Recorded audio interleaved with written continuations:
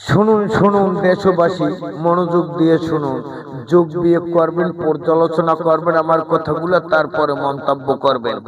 কেননা ওই দেখুন এক মুরব্বী, এরাও না বলি আবার দেশের নেতা হয়, আবার এদের পিছনে দেন কত মানুষ। উমরা হজ করে আইসেই বিমানবন্দরে নামেই একটা বাংলাদেশ অরাজকতা সৃষ্টি করার জন্য একটি নাম উড়িয়ে দিছে, বিমানবন্দরের নাম পাল্টানো লাগবো।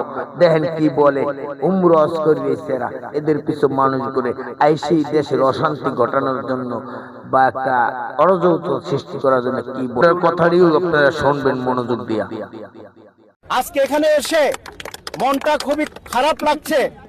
এখানে দেখবো জিয়া আন্তর্জাতিক বিমানবন্দর, যিনি এই জিয়া আন্তর্জাতিক বিমানবন্দর এখানে প্রতিষ্ঠা করেছেন, উদ্বোধন করেছেন, যার নামে সেই জিয়া আন্তর্জাতিক বিমানবন্দর আজকে নাম পরিবর্তন করেছে সেই হায়ানারা।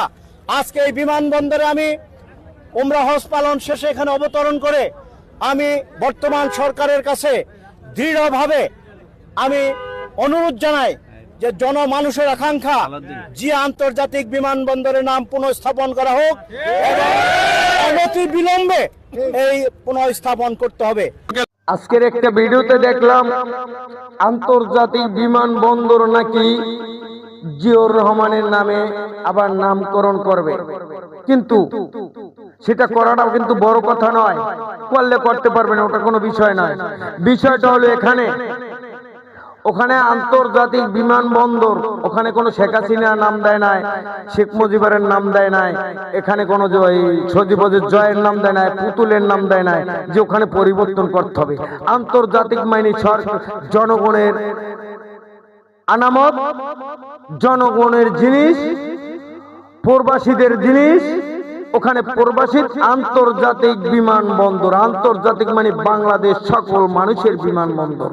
ওখানে কোনো একটা নাম বসানো না বসানো ওটা নিয়ে কোনো বিষয় না, বসাইতে পারেন, ক্ষমতা থাকলে বসাতে পারেন, অথবা একজনে কইরে গেছে, ঠিক আছে, ওটা সকলেই জানে যে ওটা জিয়াউর রহমান করছিল বা ওরা তার অভিভাবক হিসাবে সে করেছিল, জনগণের টাকায় করেছিল, যে যে সরকারি যে কাজ করে জনগণের টাকায় করে, অভিভাবক হিসাবে করে, হ্যাঁ সেজন্য দিয়েছিল নাম, ঠিক আছে।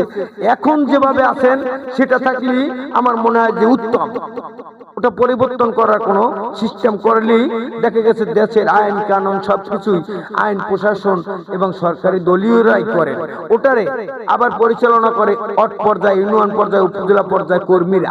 কিন্তু কর্মীদের শিখাই কারা? নেতারা। এগুলা শিখেন না, এগুলা করেন না, দরকার নাই, ওটা যেভাবে আছে সেভাবেই থাক।